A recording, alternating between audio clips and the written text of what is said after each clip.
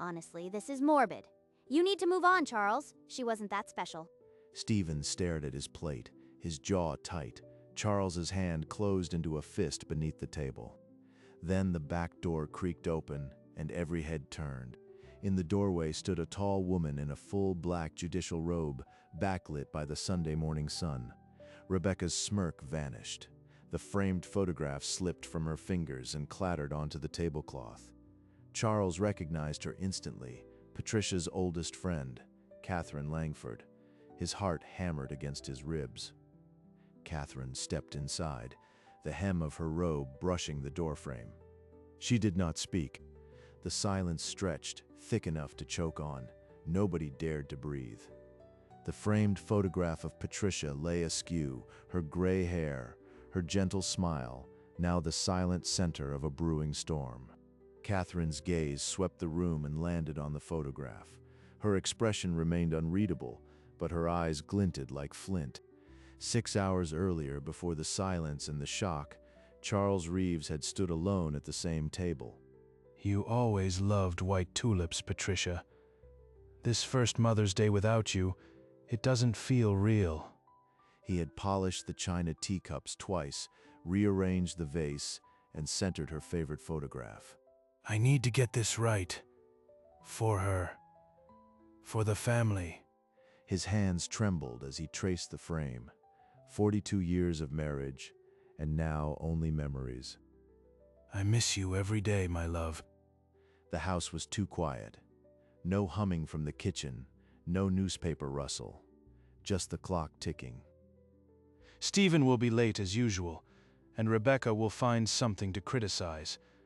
He checked his watch for the third time in 10 minutes. The brunch was supposed to be a tribute, but dread coiled in his stomach. He placed the photograph at the center of the table. The doorbell had not yet rung. At 11:20, the doorbell finally chimed. Charles's breath caught. He opened the door. Stephen shifted his weight, and Rebecca glanced at her watch. Traffic was an absolute disaster, Charles. I do hope the food hasn't gone completely cold by now. Sorry we're late, Dad. We really should have left earlier, but the GPS had us going in circles. It's perfectly fine. The food will keep. Come in, come in. It's so good to see you both. They stepped inside, and Rebecca's eyes swept over the dining room, landing on the framed photograph. Charles saw the flicker of contempt cross her face as her eyes settled on the photograph. He felt his chest tighten, but he forced a smile. You really keep this place like a museum, so much of the past. Stephen flinched. He opened his mouth as if to protest, then closed it again, staring at his hands. They took their seats. The photograph remained at the center, unacknowledged. The silence was heavier than any words. The clock ticked once. Then Catherine moved, stepping further into the frozen room. She crossed to the table and lifted the photograph with both hands, as if raising a wounded bird. She straightened the frame and set it back at the center of the table, her movements deliberate. Patricia was the woman who helped me get through law school after my mother died. She was my sister in every way that matters. You will not speak about her that way in front of her husband. Rebecca's mouth opened, then closed. The color drained from her face as if she'd been struck. Stephen stared at his hands, unable to look up. His silence was an admission. Charles gripped the table's edge, his knuckles white. A single tear traced the lines of his face. The photograph of Patricia smiled gently, restored to its place. The tulips trembled slightly. Catherine stood like a sentinel. The brunch had become a reckoning, and no one dared break the silence. Catherine broke the silence. The chair legs scraped as she pulled it out and sat, the robe pooling around her like a dark promise. She reached for the porcelain teapot, steam still rising, and poured a stream of amber tea into a cup, then looked at Charles with calm, steady eyes. Without a word, Rebecca shoved her chair back.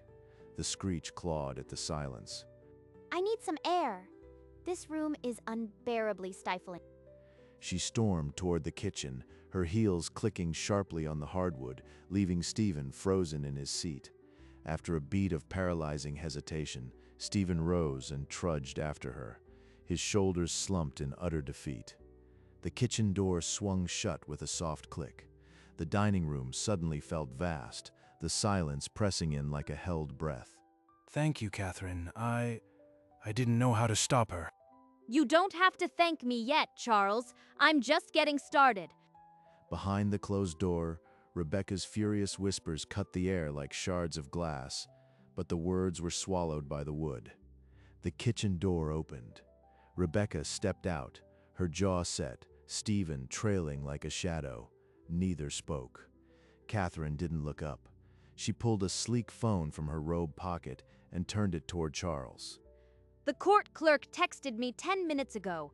I was still on the bench. Charles glanced at the screen. A docket number for an emergency custody hearing.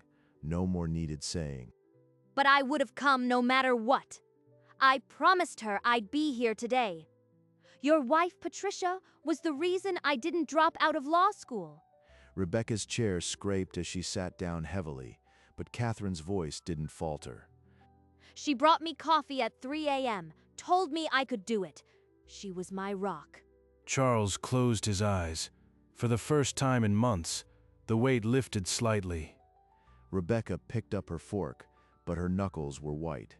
She was invisible now. Oh, spare us the nostalgia. We all know titles are just for show. The delicate china rattled as Charles set his teacup down. His eyes darted to Catherine, a silent plea. Charles's fingers tightened around his napkin.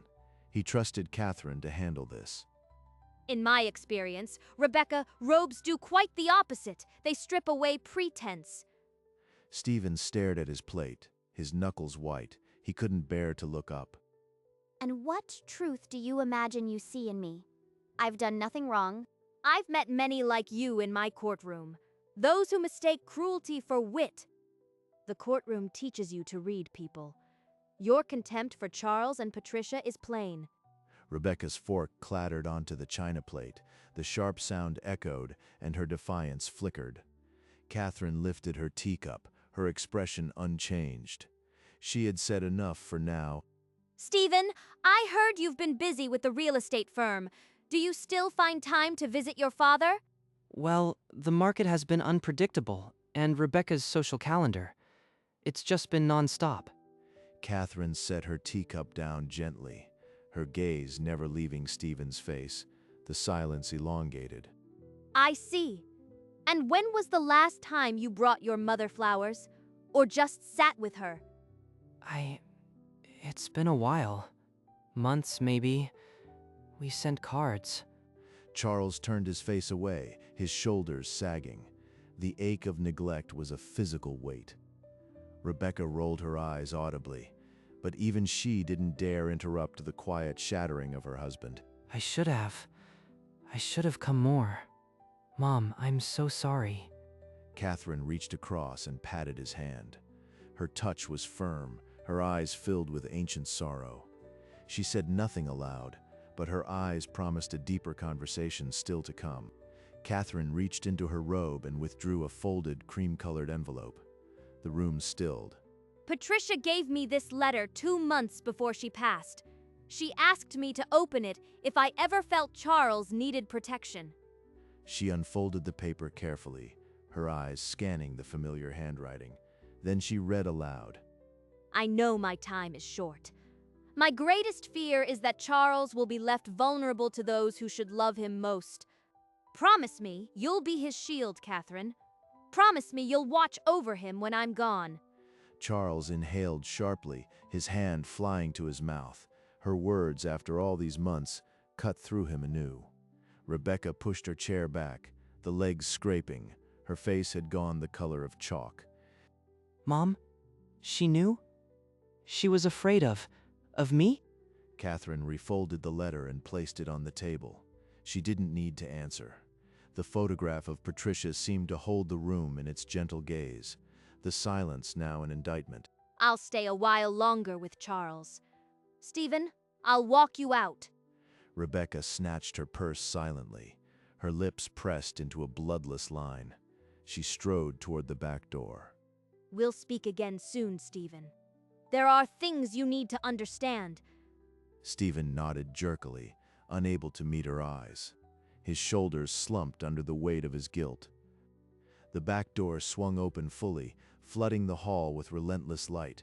Rebecca waited on the stoop, a rigid silhouette. Catherine watched them descend the steps, then closed the door softly. The lock clicked shut. Charles remained at the table, his grip on the edge finally loosening. His knuckles, white moments ago, now pink.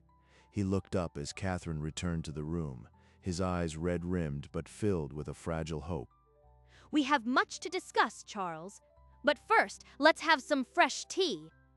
The photograph of Patricia seemed to catch the renewed sunlight, her smile a gentle benediction over the quiet room.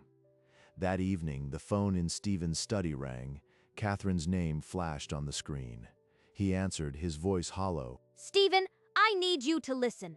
I've sat on the Eastern District bench for 30 years. In those years, I've seen more elder financial exploitation cases than I can count. It's a pattern, and I recognize it. On the other end, Stephen's breath caught. His hand tightened around the receiver, knuckles paling. Charles's welfare is now a personal matter to me. Your mother trusted me, and I will not let him be a victim. I didn't know it was that bad. I never meant to. Now you know, and I'll be watching closely. Do the right thing, Stephen. The line went dead. Stephen stared at the phone, his reflection a ghost on the dark screen. Across town, in Charles's living room, the fireplace crackled. Charles looked up from his chair, sensing a distant shift. The photograph of Patricia caught the firelight, her smile unwavering, as if she had known all along this day would come. The floorboards creaked as Stephen stepped into the dim hallway of his father's home. Catherine stood by the photograph-lined wall, her arms folded. I wondered when you'd come. Patricia told me you'd seek answers eventually. She knew you better than you think. What else did she say? I need to know everything she felt. She told me about the blank birthday cards, the unanswered messages. She felt you slipping away for years long before she got sick. Stephen's back hit the wall, his chest heaved, the weight of years of neglect pressed down like stone. She knew about all of it? About the way Rebecca treated her? And I just let it happen. She hoped I would never need to come. She wanted to believe in you, but she prepared me for this day anyway. She drew the cream-colored letter from her pocket once more. Patricia's last request, written in her tidy script. I'm sorry, Catherine. I'm so sorry. I'll fix this, I swear. Your apology means nothing to me. Go offer it to your father, the man who sat alone at that table today. Charles, drawn by muffled voices, stopped outside the hallway. He recognized the raw pain in his son's tone. You can still do the right thing, Stephen, but it must come from you, not from fear of me. I will. I promise, Catherine. I won't let Dad down again. Charles's hand tightened on the doorframe. His breath stopped, unwilling to break the fragile truce. Patricia, you knew. You sent a guardian angel I never expected. Through the crack, he saw Stephen's tear-streaked face lift, shame replacing defiance. He retreated to the living room, eyes glistening but no longer hollow. Moments later, Catherine and Stephen emerged, both wearing expressions of grim resolve. Stephen avoided his father's gaze, but his nod held a tentative promise. The photograph of Patricia caught the light, her smile now a gentle benediction on a family beginning to heal. The car's engine idled in the driveway. Through the windshield, Rebecca's glare was a cold beacon. Stephen slid into the passenger seat without a word. The door closed with a heavy thud. What did she say? I saw you go back in there for nearly half an hour. We'll talk about it at home, Rebecca. Rebecca's jaw tightened. Her hand on the gear shift trembled. No, we'll talk now. That woman threatened me in there, and you just let it happen. She didn't threaten you. She just made some things clear about Mom. Rebecca's foot stomped the brake, and the car lurched into reverse. Silence filled the cabin. She drove with white knuckles, her mind racing. For the first time, Stephen didn't try to soothe her. The house shrank in the rearview mirror, its quiet windows holding secrets she couldn't crack. The next morning, Rebecca's phone buzzed on her mahogany desk. The caller ID flashed, Weatherford and Chase, senior partner. Her finger hovered over the screen. With a sharp breath, she swiped to answer. This is Rebecca. I assume this is about Sunday. I can explain it was all a misunderstanding. The voice on the other end was ice. We've already heard enough from Judge Langford's chambers, of all places. Rebecca's throat tightened. The color drained from her face as if the words had physically struck her. She had no right to call you. This is personal, not professional. The partner's tone dropped to a harsh murmur. Your conduct has brought disrepute to this firm. We are reviewing your standing. Rebecca's hand trembled, the phone slipping against her ear. No, this can't be happening. I've given years to this firm. The reputation of this firm is built on trust. You've jeopardized that. Expect a formal notice by week's end. The line clicked dead. Rebecca stared at the silent phone, her reflection ghostly on the dark screen. The walls of her office seemed to close in. Stephen sat in the kitchen, his coffee gone cold. The front door slammed, and Rebecca's heels clicked sharply down the hall. This is your fault, Stephen. That judge called my firm. They're reviewing my standing because of your family's pathetic drama. He set his mug down with a soft clink.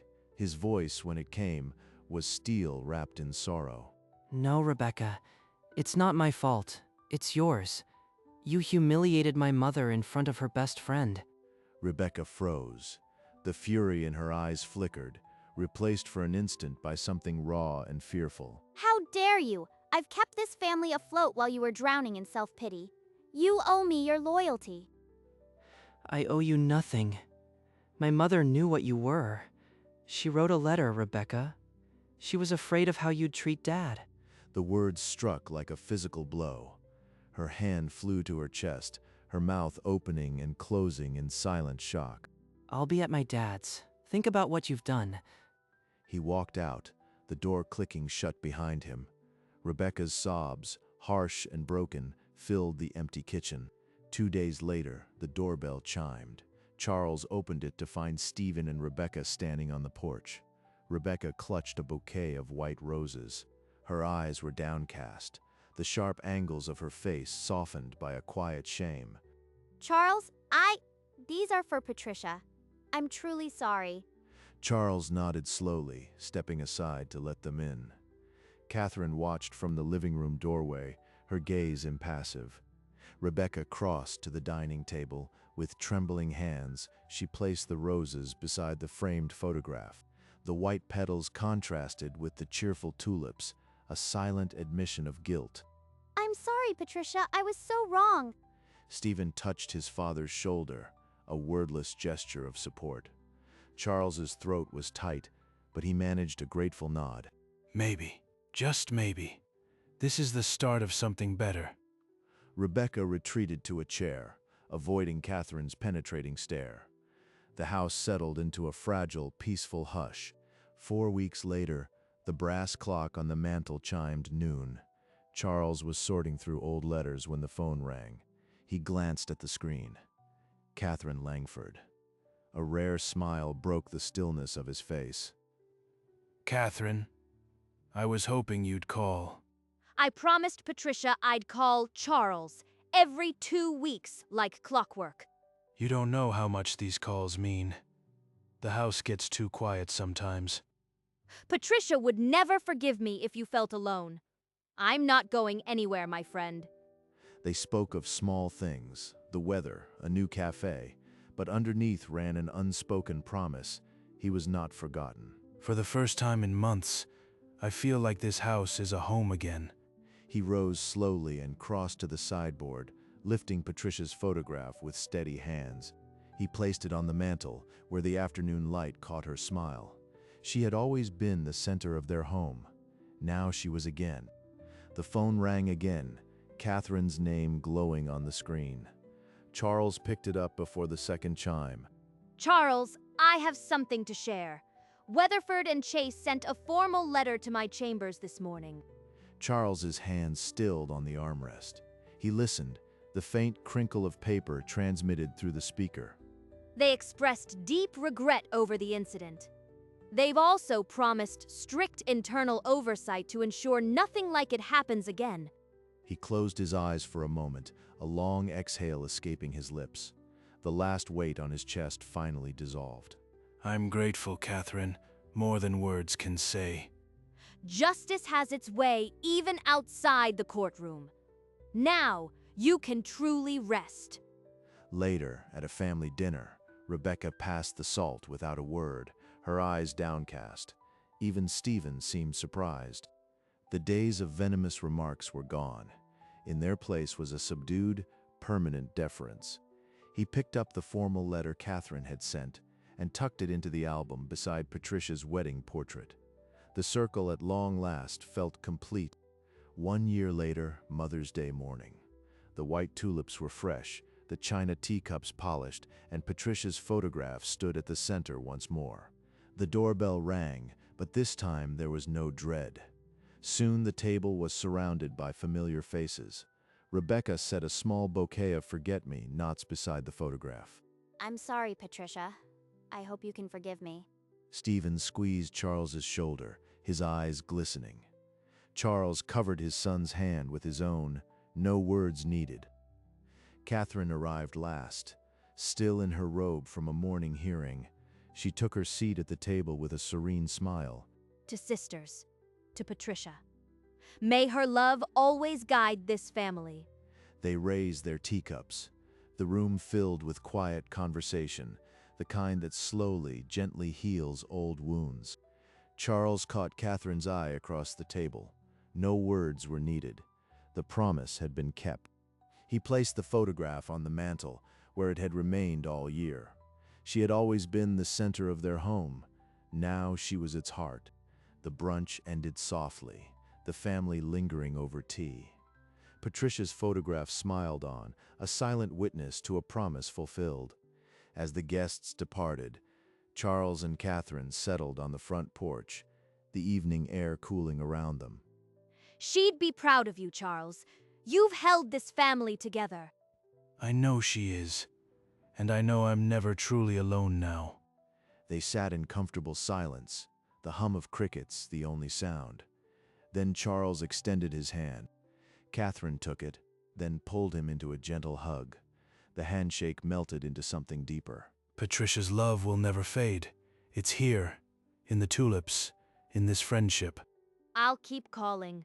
Charles, every 2 weeks, rain or shine. She walked down the steps, pausing to glance back at the house, the window where Patricia's photograph sat on the mantel.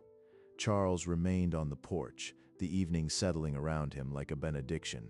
He was not alone. Inside, the photograph caught the last light of the day, her smile a quiet promise kept. Charles rose from the wooden porch and stepped back into the quiet house. He lifted the vase of white tulips, removing the wilted stems and replacing them with fresh blossoms. The water in the vase rippled, and he set it carefully back beside the framed photograph. He looked down at Patricia's image, her gray hair and gentle smile unchanged by time. His fingers traced the edge of the frame, a touch lighter than a whisper. He smiled softly, a private conversation between two souls. The evening sun slanted through the window, catching the tulips in the silver frame. He turned from the table, leaving the photo in its place of honor. The photograph glowed in the last light, her smile a beacon of love that would never fade. The screen fades slowly to black, the photograph lingering in the light.